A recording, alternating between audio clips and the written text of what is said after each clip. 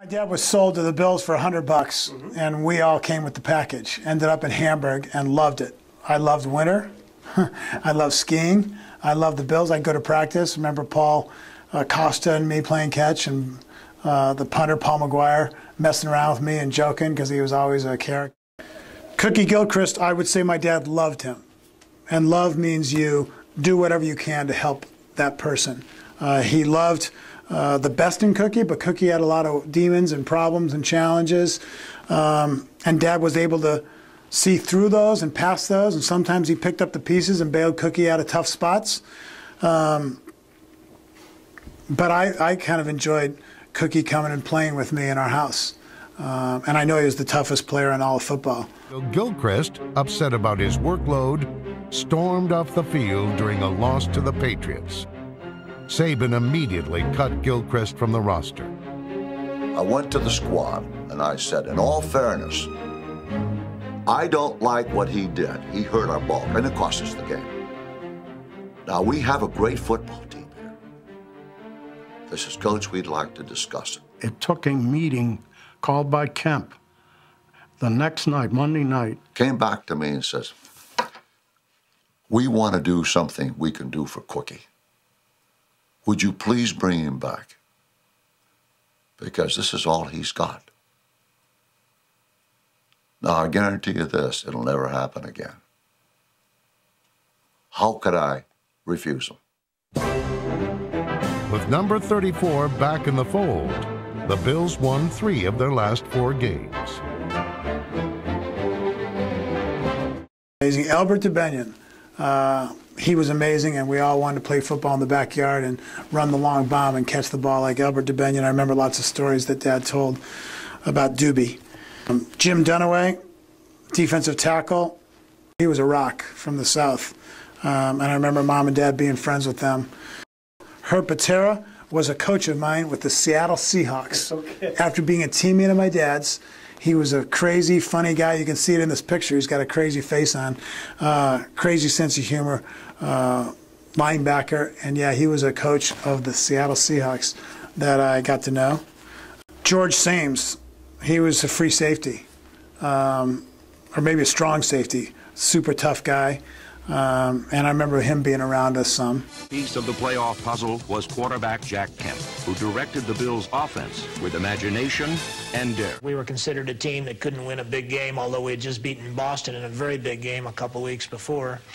We had a good team, but no one really thought we were mature enough to win the championship. For me personally, it was a chance to play against the old Chargers, the team from which I had come.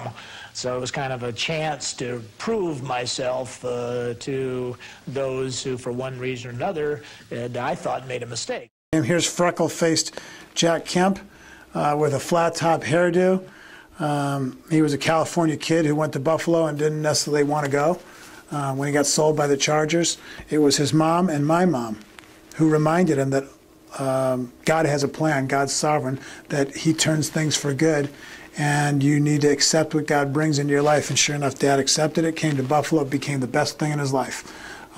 2 championships, great friends, a district to run for Congress from, an understanding of America and what it's all about, the people of Western New York, the many ethnic people of Western New York, all the Polish picnics that we went to, and all the sausages we ate, and the parades we were in, and our family going to all that.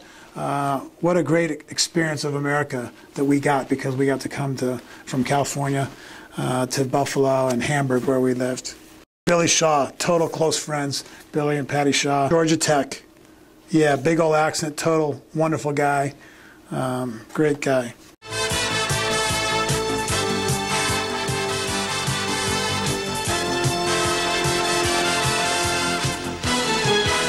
And then Eddie Rakowski, everyone's favorite in Buffalo, Notre Dame, former great wrestler. Dad brought Eddie to Union Street Elementary School in 5th grade to watch me wrestle against my buddy Doug Hebert. And Eddie was an All-American wrestler and football player at Notre Dame. And here my dad brings this great wrestler and football player to watch me wrestle, and I'm so excited to perform, and Doug Hebert pinned me. And I was shattered and so sad. and embarrassed. But Eddie never treated me bad. I had dinner with him a year ago when I was up here in Buffalo with him and Mary Lou. Great, closest friends of Mom and Dad's. They spent tons of time together. He had as good a hairdo as Dad. They were famous for their hairdos. But he's a great man. He was a politician in Buffalo and kind of Dad's disciple. Go back to that one, shuffle back to Ray Abruzzi, and you'll look at something that's a very valuable card because it's Eddie Rakowski's picture on Abruzzi's name. Yeah, that's definitely Eddie Rakowski. Error cards in life, that's it. Here's Carlton Cookie Gilchrist doing the Heisman pose. A running back who weighed about 260 to 265 and ran probably a 4.5 in the AFL days. He could run over anyone. It says he was 243, 6'2", from Toronto. School, none. And then Paul McGuire used to hold the Halloween party was at Paul McGuire's house out in the country, and Mom and Dad would dress like flower children. I remember pictures of Mom and Dad you're kidding. with flowers and tie-dye and flowers in their hair, and Dad said, "Make love, not war," and had a peace sign on his T-shirt, which is so funny for this conservative hawk Republican. Here they are. Yeah. Thanks for that memory. This is a segue, but your dad was in the inducted into the Buffalo Hall of Fame. I just happened to find a program. Detroit Lions versus the Pittsburgh Steelers in 1957. So Dad was on with the Lions. Detroit Lions. Buddy Parker was the coach, I think. Exactly, and I showed this to him because this was his first NFL football team. NFL team and first visit to Buffalo ever. Ah. And what he did, he took it up when he gave the speech. Yeah. Took my card. Thought you'd like to know that the very first game I ever played in Buffalo was not in 1962 or even in 60. Greg Peterson, a partner in Phillips, Lytle, Hitchcock, Blaine, and Huber, don't mean to give him a plug, brought me a program. I wish y'all could see it. It's from September the 8th, 1957, Civic Stadium, Buffalo, New York, sponsored by the Buffalo Junior Chamber of Commerce. It was an exhibition game between the Detroit Lions and the Pittsburgh Steelers. You might be interested to know that Teddy Marchibroda was the quarterback of the Steelers, and Bobby Lane was the quarterback of the Detroit Lions. I was the third string quarterback of the Detroit Lions in 1957 and was 6 foot, they said 6'1" and 205 pounds. I made $6,000. I think I saved probably $5,000. Taxes were low. Interest rates were low. But this is the program, thanks to Greg, that I had a lot of fun looking through. And is that like my dad to call you out to make an audible and bring up that program? Right. He could never start a speech in less than 15 minutes because he had to point out all the people that he was thanking, that he knew some story, it led him into this, it led him into that. It was hilarious, but it was really what made him him. Yeah. He was a team builder. He was an honorer of others. He was a story crafter. And it's great. You know, one more thing. Sure. When he died, Bill Bennett, Secretary of Education and the amazing author of the Book of Virtues and other things, Bill Bennett came to our house, and for my mom and my siblings and my aunts and uncles and relatives, he recounted Jack Kemp stories. And he made fun of Jack, and he made us laugh, and he made us cry when he said, here's one word that describes Jack Kemp: lift.